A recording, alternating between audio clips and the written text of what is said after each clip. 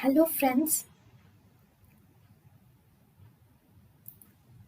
welcome to Creative Medicine. In this lecture, we will learn about Length of endotracheal tube. The length of endotracheal tube. In adults, the length of endotracheal tube in adult males is 23 centimeters and the length of endotracheal tube in adult females is 21 centimeters.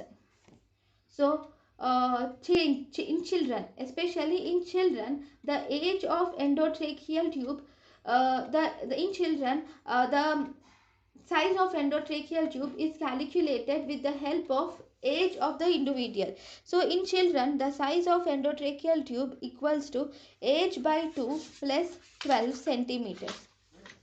So in children, the size of endotracheal tube is age by 4 plus 4.5. In children, the length of endotracheal tube is age by 2 plus 12 centimeters.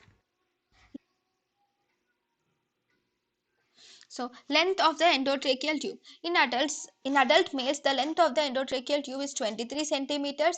In adult females, the length of the endotracheal tube is 21 centimeters. In children, the length of the endotracheal tube is calculated by age in years by 2 plus 12 centimeters.